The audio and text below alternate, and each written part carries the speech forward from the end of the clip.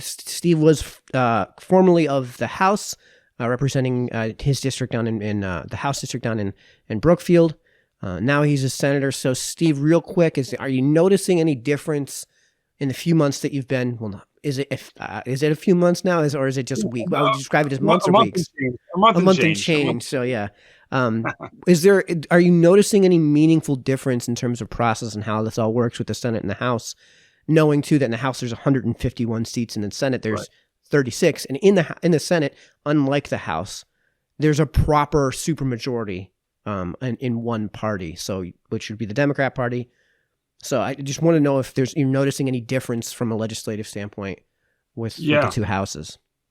So there's two differences that I've seen that are pretty significant when I've started. One is the constituent service aspect. Previously, when I was a state rep, I had all of my hometown of Brookfield, a little piece of Bethel, a little sliver of Danbury. And so when you heard about issues going on in a particular town, odds are it wasn't in your district, or it's not a town that you're representing. So it's on your radar if there's an issue in that town, because obviously the laws that we pass impact the entire state of Connecticut. However, it's not front line when you're thinking about it or looking at it every single day, if it was an issue that's right in your district. What's amazing in terms of a constituent service aspect that I've noticed is I now am fortunate enough to represent 18 towns as opposed to 3.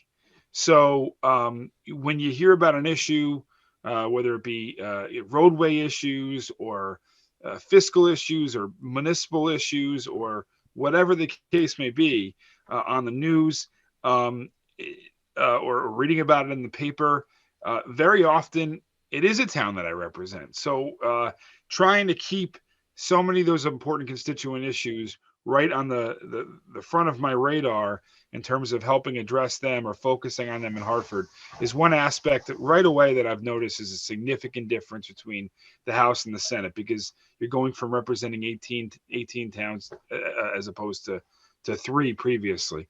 The other thing from a perspective of just in Hartford up at the Capitol is the caucuses.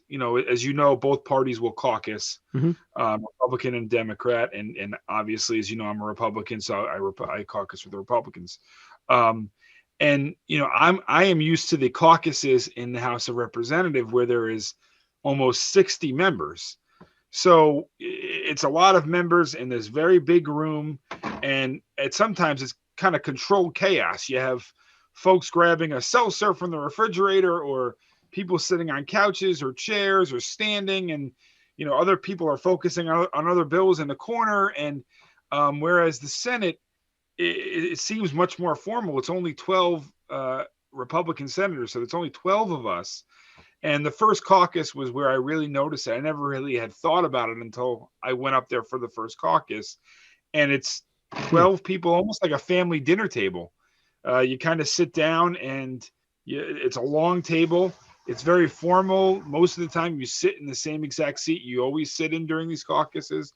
And it's interesting in some ways that the formality, I think, is more helpful because it helps you focus on what the other person is saying more when you're having a discussion about a bill you're going to vote on. Whereas in the House, it's much more difficult, as I explained. There's just a lot going on. So it's hard to keep it as much of on track on the particular bills and issues when you're in a House caucus. It sounds like, and what you're intimating too is one of the things that you're noticing as a difference is that although you're not going to be able to have people focus in necessarily too much on too many bills, where with 151 people, you can say, all right, you 3 people really hone in on this one thing. You 3 people really hone in on this one thing. You're not going to get that type of atomization, but when it comes to the bigger, more important issues to you, let's say, you can pick 1 or 2 things and actually get it through the caucus. Yeah, so it definitely Mike, it's a good pickup on your part, because it definitely changes your perspective in terms of what bills are important and what to prioritize and what you have to prioritize in order to be effective. Yeah. Gettable versus not gettable legislation. Yeah. Exactly. So yeah. And I always say to the General Assembly, you have to be an expert really on nothing, but have a good general idea of everything, because you deal with such a facet of issues. And I've noticed that in the Senate, it's magnetized even more, based upon the bigger districts that you represent. So it's keeping a good awareness of everything that goes on in the building, and really shrinking those priorities that you're a real expert on to a number of issues, and having a good general idea of everything. And as a senator representing a district of so many individuals, you kind of have to operate in that type of mode, because otherwise I don't believe you're going to be as effective.